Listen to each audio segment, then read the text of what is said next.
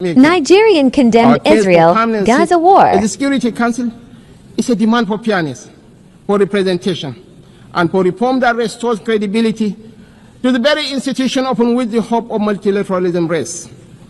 This is why Nigeria stands firmly behind the UN-80 initiative of the UN Secretary General and the resolution adopted by this Assembly on 18 July 2025, a bold step to reform the wider United Nations system for greater relevance, efficiency, and effectiveness in the face of unprecedented financial strain. We support the drive to rationalize structures and end the duplication of responsibilities and programs, so that this institution may speak with one voice and act with greater coherence. Madam President, Africa, none of us in this world can function peacefully in isolation. This is the heavy burden of sovereignty.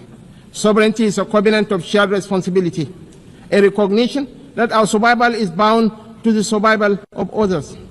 To live up to this charge, we must work hand in hand with our neighbors and partners. We must follow the trails of weapons, of money, and of people.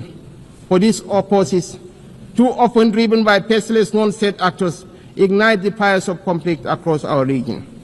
Madam President, Nigeria's soldiers and civilians carry a proud legacy.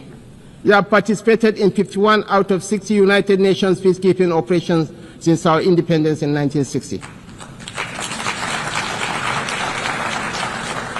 We have stood with our partners in Africa to resolve conflicts, and we continue that commitment today through the Multinational Joint Task Force. At home, we confront the scourge of insurgency we resolve. From this long and difficult struggle with violent extremism, one truth stands clear. Military tactics may win battles measured in months and years, but in wars that span generations, it is values and ideas that deliver the ultimate victory. We are despised by terrorists because we choose tolerance over tyranny. Their ambition is to divide us and to poison our humanity with a toxic rhetoric of hate. Our difference is the distance between shadow and light, between despair and hope, between the ruin of anarchy and the promise of order. We do not only fight wars, we pit and shelter the innocent victims of war.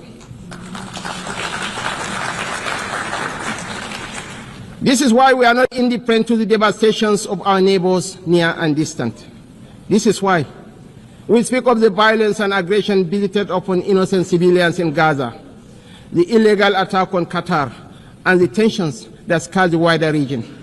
It is not only because of the culture of impunity that makes such acts intolerable, but because our own bitter experience has taught us